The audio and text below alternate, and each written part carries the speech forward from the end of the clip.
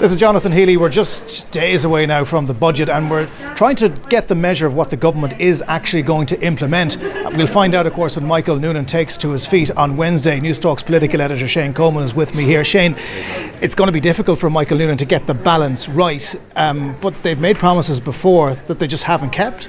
They have. There's a long list of government promises. If you go back to the election campaign and even the programme for government, there's a lot of things they haven't delivered on, and we all remember the famous we'll burn bondholders. I mean, Michael Noonan was saying that as late as June 2011, long after they were elected.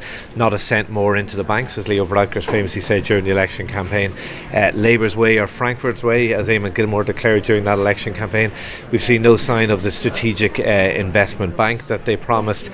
Loads of other promises. Remember the commitment on third level fees, that they would not only not increase them, but they would roll back on the increase in fees that the previous government introduced. That clearly hasn't happened. They've reversed that.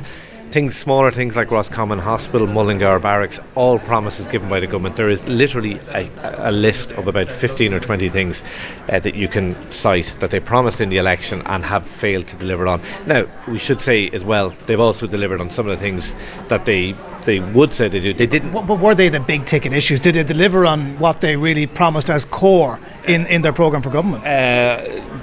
Some of the things, I think. Like there's a lot they didn't deliver on, particularly in terms of election promises. The programme for government, more so. I mean, they've done things like the children's referendum. They've set up a constitutional convention. Okay, it's a lot slower than they thought it would be, and we wonder, will we ever see any referendums on those issues? We have got a children's hospital now, although again it took a lot longer.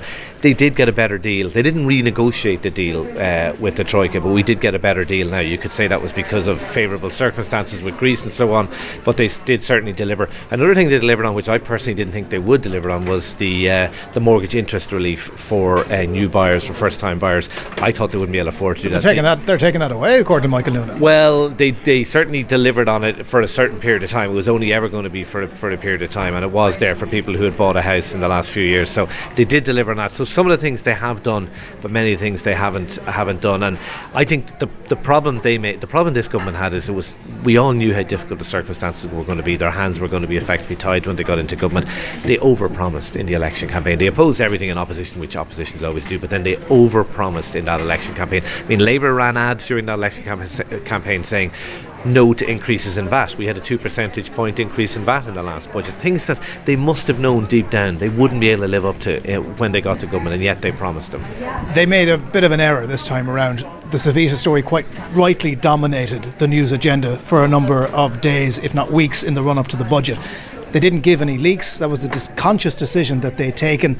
Then they realised we better start giving something, or else it's going to come like a sucker punch when we actually announce everything on Wednesday. So we know a little. Do we know enough of what's going to come out of Michael Noonan's mouth? We know a fair bit of what's going to come out, but there's still a lot to be signed off, and that's would seem to be the worry in government at the moment, is they have run into difficulties, no question about that, particularly in the area of social welfare. Joan Burton's department, my understanding is the bilaterals there have literally hit a wall.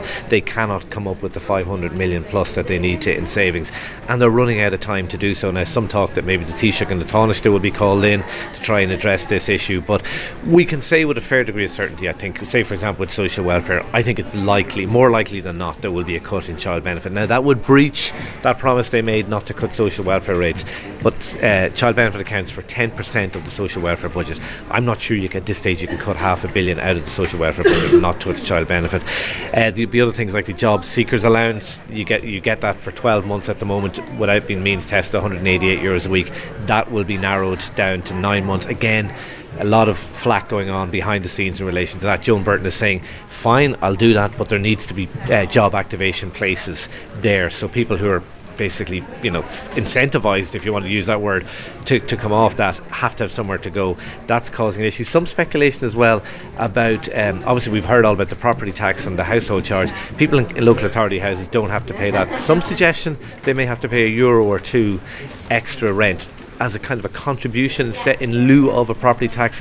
That is, I'm hearing, is a source of contention in the Labour Party. So lots of areas that are worried. The one thing I am hearing, we've heard all along this figure, €3.5 billion. It seems as if it actually mightn't be €3.5 billion. There's quite a big carryover from this year because tax revenues are higher than had been expected. Also, growth is 1.5% next year, less than we had hoped, but still enough to generate about €2 billion in extra tax revenues. So the feeling will be it'll be about €2 billion in cuts, €1 billion in taxes. In terms of where the €1 billion in taxes will come from, we pretty much know what's going to happen there. We've got the property tax, the old reliables, cigarettes, petrol and booze will take a hit as well. I think there is going to be an increase in PRSI, not the universal social charge, but PRSI for top earners. That's kind of more of an equity measure. It won't bring in huge amounts. It won't bring in huge amounts of money. I think we'll also see more capital taxes as well. That'll pretty much bring it up to €1 billion. I think the key thing for Fine Gael is there won't be any increase in income tax rates or changes to credits and allowances. We are in the realm of the relative unknown until Michael Noonan takes to his feet on Wednesday. You'll hear the budget speech live, Newstalk 106 to 108. Catch all the details here as well on newstalk.ie.